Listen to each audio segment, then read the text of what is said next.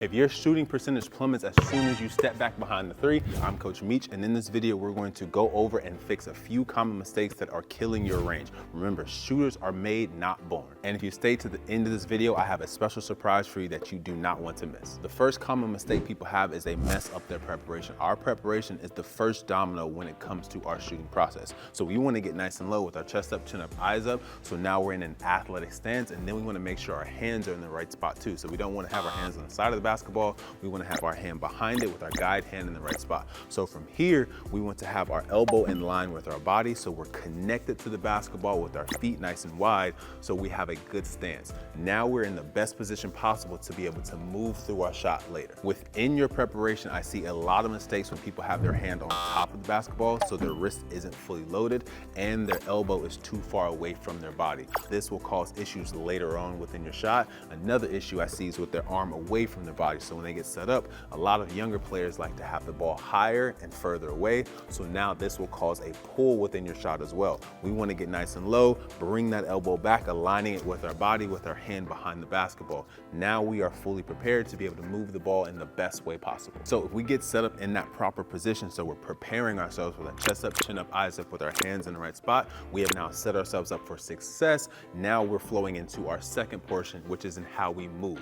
Now, when we want to move the basketball, we want to have the ball lead first, keeping our hips low. So once we get to our set point, that's when we use our legs. Common misconception people have when it comes to shooting is they like to think about everything being in one motion. It's less about one motion and more about the order and how you move within your shot. So a lot of people mess up because they get low, and then when they go to shoot, everything raises up at the same time. Your hips have a shorter distance to travel than the ball does from your hips to your set point.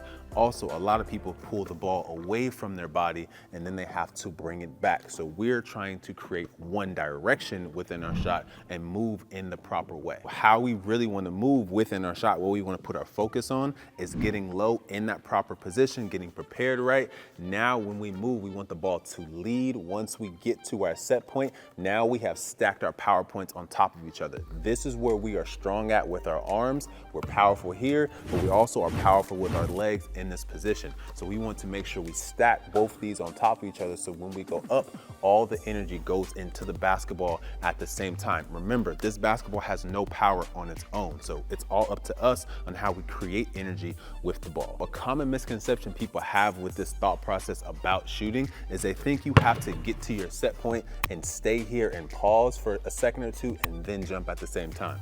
That's not true. It's about passing through this point, but letting the ball move and lead to this point first. So as you're low, when the ball gets here, now it gets to about your set point. As it's still traveling, that's when you start to jump up and then extend into your shot. So you're not pausing down at the bottom, which some of you might need as a beginner to introduce this, but as you advance on, you no longer pause and you just flow through that shot. So our next topic is in how we finish. So if we prepare properly, we've moved through our shot in the best way, now we need to finish our shot. So as we go to flick our wrist, we want to finish with our elbow above our eyebrow. A lot of people have issues with finishing their shot in the correct place because they started moving wrong in the first place. So like we said, we want to start here, move the ball first, pushing it up and then getting to our set point. A lot of people like to start with the ball out and then pull the ball in. When you do that, that creates more of an opportunity for you to just push the ball out at a flatter angle. We want to start low with our body in the right spot, push up to get here. Now, once we get our wrist underneath,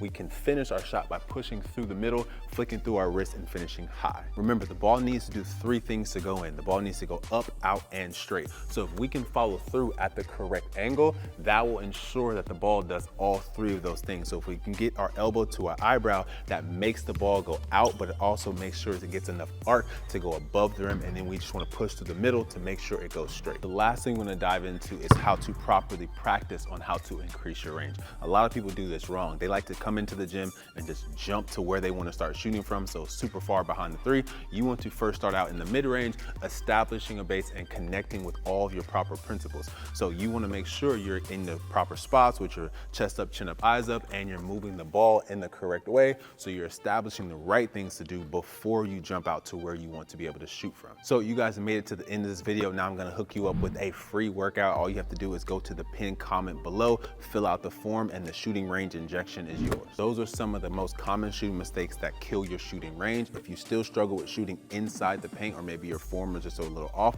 just click this video that I made on how to shoot the perfect jump shot.